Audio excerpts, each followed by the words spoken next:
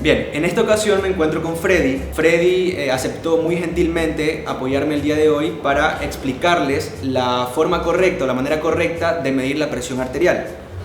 Antes de pasar a la práctica, es importante saber que la hipertensión arterial como enfermedad o como fenómeno se detecta únicamente midiendo la presión arterial con estos aparatos que están acá atrás. Es por eso que la medición e interpretación correctas de la presión arterial es esencial para el manejo y el diagnóstico de la hipertensión arterial. Existen actualmente tres estrategias aceptables para la medición de la presión arterial.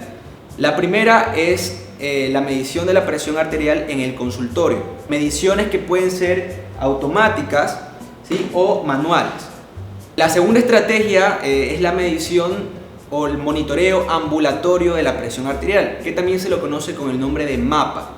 Un dispositivo, el paciente se lo lleva a la casa, hace sus actividades diarias y este dispositivo está programado para que tome la presión arterial varias veces en el día.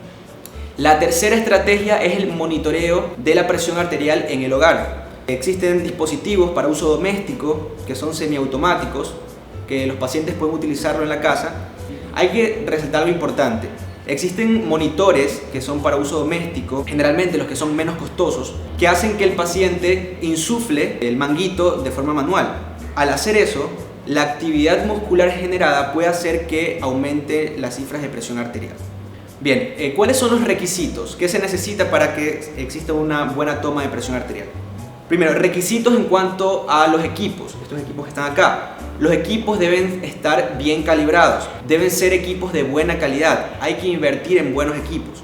Esto de acá se llama brazalete. El brazalete debe ser acorde al biotipo morfológico del paciente. En este caso, Freddy no es una persona obesa, sino entonces tendría que buscar un brazalete más grande. En el caso de un niño, entonces optaría por un brazalete pediátrico.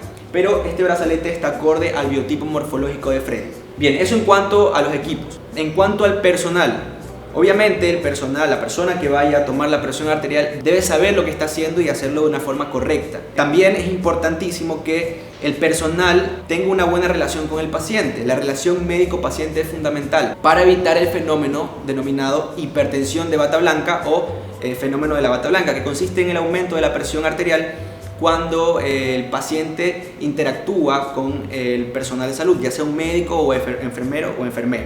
Equipos, personal, ambiente. Debe ser un ambiente tranquilo, ¿sí?, cómodo para el paciente, que no sea un ambiente ruidoso, que no hayan distracciones, que la temperatura sea una temperatura adecuada. Un ambiente frío, hablo de 12 grados centígrados, puede elevar las cifras de presión arterial. Muy bien, en cuanto al paciente, ¿sí?, aquí a Freddy ya se le hizo una anamnesis previa, se le recolectó datos, una anamnesis de como mínimo 5 minutos. Consideré también los factores que pueden hacer que la presión arterial se eleve. Es por eso que él lleva ya más de 5 minutos aquí sentado, o sea, un reposo de como mínimo 5 minutos. Se le pidió que no venga tomando alguna sustancia estimulante, té, cafeína. La cafeína se sabe que aumenta la presión arterial en consumidores no habituales de café, ¿sí? ¿Tú fumas? ¿No? El tabaco también aumenta la presión arterial. Y también es importante tener en cuenta que puede haber una elevación de la presión arterial en aquellos pacientes empedernidos por el tabaco, pacientes que no pueden dejar de fumar y que han estado sin fumar más de 30 minutos. También puede haber una elevación de la presión arterial. Él sabe que tiene que quedarse quieto, no hablar, porque hablar también aumenta la presión arterial. Dentro de la anamnesis que se le hizo no existen fármacos que hagan que su presión arterial se eleve. ¿Tienes ganas de orinar? ¿No? ¿De ir al baño? El globo vesical y las ganas de defecar también aumentan la presión arterial. El fenómeno de la bata blanca no está, nos llevamos bien, así que por ese lado ya descarto aquellos factores que pueden hacer que la presión arterial aumente. Muy bien, hablemos de la posición. Sí, importante. La presión arterial se la puede tomar con el paciente sentado, de pie o acostado. Generalmente se la toma con el paciente sentado. En ciertos pacientes, especialmente en los pacientes adultos mayores y diabéticos, se debe tomar la presión arterial sentado, acostado y de pie para detectar este fenómeno llamado hipotensión ortostática. La hipotensión ortostática es el descenso de la presión arterial de más de 20 milímetros de mercurio de la sistólica y más de 10 milímetros de mercurio de la diastólica cuando el paciente pasa de una posición acostado a una posición de pie. Normalmente, cuando un paciente pasa de posición acostado a ponerse de pie, por el efecto de la gravedad, la sangre se acumula en las venas de los miembros inferiores y del tronco. Al hacer esto, el gasto cardíaco se reduce, porque se reduce el retorno venoso. Por lo tanto, no se perfunde bien el cerebro. Cuando pasa esto rápidamente, los vasoreceptores del callado aórtico y de los cuerpos carotídeos lo que hacen es activar un reflejo autónomo, y esto hace que el sistema nervioso simpático aumente la frecuencia cardíaca, realice un efecto vasomotor para que aumente el retorno venoso y de esa forma aumente el gasto cardíaco. En un sujeto normal puede experimentar este cambio, pero es un cambio muy mínimo y no tiene tanta sintomatología. En la hipotensión ortostática no hay una buena regulación autónoma, por lo tanto el paciente comienza a presentar sintomatología como por ejemplo sensación de mareo, de vértigo, puede haber síncope, visión borrosa. Muy bien, entonces volvamos a la posición sentado. El paciente debe estar con la espalda apoyada, descansada sobre el respaldar de la silla. ¿Sí? Los pies tienen que estar tocando el piso, las piernas nunca se cruzan, no se cruzan las piernas. La presión diastólica puede aumentar si el paciente, hasta hacia adelante por favor, si el paciente está de esa forma, la presión diastólica puede aumentar, y si el paciente cruza las piernas, ¿sí? Las cruza de esa forma, la presión sistólica aumenta, ¿sí? Entonces, pies en el piso, apoyados, la espalda apoyada en el respaldar de la silla, el brazo, al momento de tomar la presión, debe estar a nivel del corazón, ¿sí? Descansando sobre una superficie, ¿sí? No elevado. No debe estar así elevado porque de esa forma se contraen músculos y la contracción muscular, la actividad muscular hace que aumente las cifras de presión arterial. Ni tampoco colgado porque aumenta la presión hidrostática por el efecto de la gravedad y eso hace que aumente la presión arterial. Entonces el brazo a nivel del corazón y descansado sobre una superficie, ¿sí? El paciente está cómodo. ¿Te sientes cómodo? ¿Sí? Perfecto.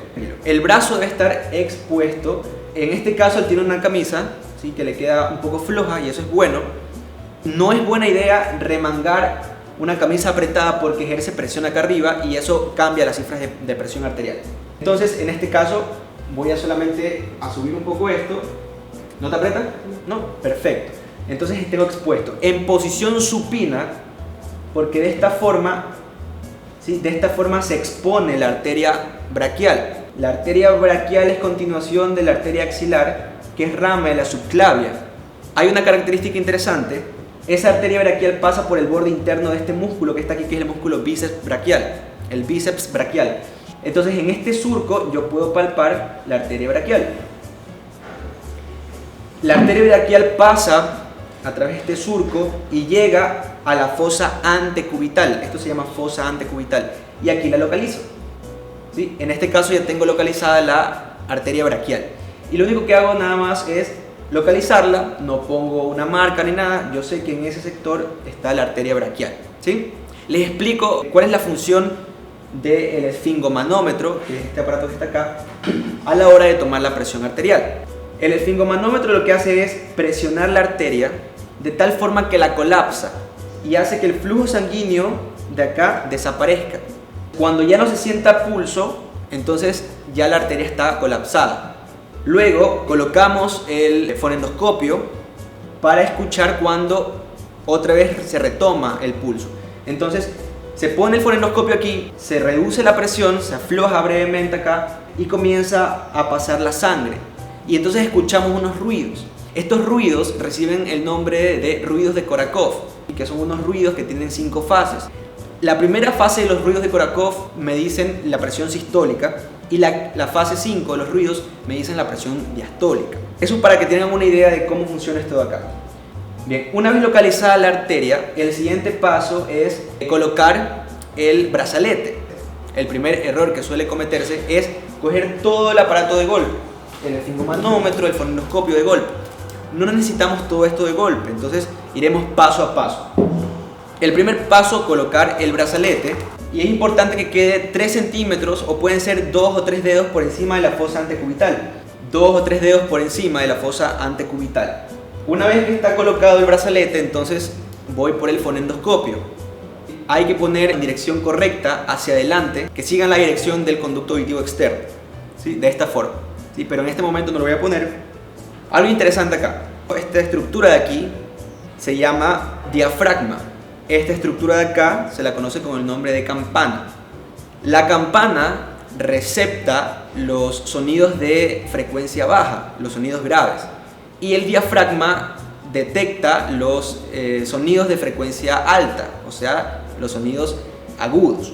Les había mencionado que la primera fase de los ruidos de Korokov son sonidos o ruidos de fase de frecuencia baja, es decir, graves. Entonces me sirve para detectarlos la campana, ¿sí? Porque generalmente se utiliza el diafragma y no se detectan estos primeros ruidos, que son los que te dicen cuál es la presión sistólica. Antes de pasar a la técnica auscultatoria de la toma de presión arterial, primero se realiza una técnica palpatoria. ¿Ok?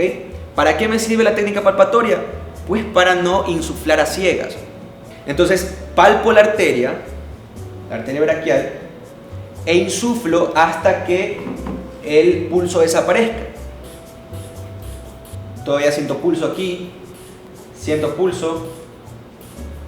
A los 110 milímetros de mercurio ya no siento pulso. Entonces, a partir de ese valor, subo 20 a 30 milímetros de mercurio más arriba.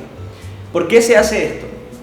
Al hacer esto, yo evito insuflar a ciegas, porque generalmente se insufla hasta llegar hasta 160, 180. De esa forma puedo provocarle dolor al paciente y este dolor hace que las cifras de presión arterial aumenten. Entonces, por eso es importante la técnica palpatoria antes de la auscultatoria. La palpatoria no como técnica definitiva, sino como una técnica para que la técnica auscultatoria sea más específica. Muy bien, entonces después de esto paso a la técnica auscultatoria. Me coloco las olivas y la campana va sobre la arteria braquial. Y yo sé que tengo que insuflar solamente hasta 110, como le subo 20 milímetros de mercurio más, hasta 130.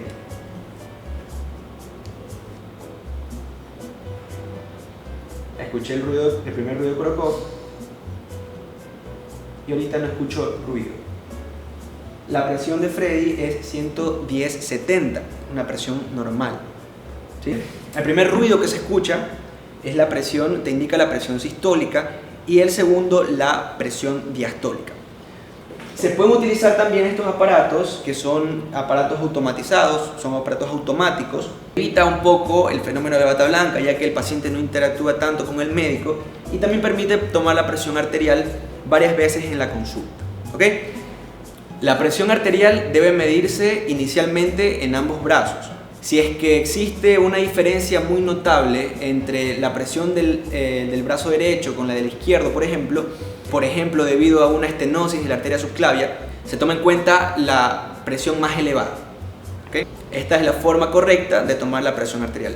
Muchas gracias por tu atención. Nos vemos a la próxima.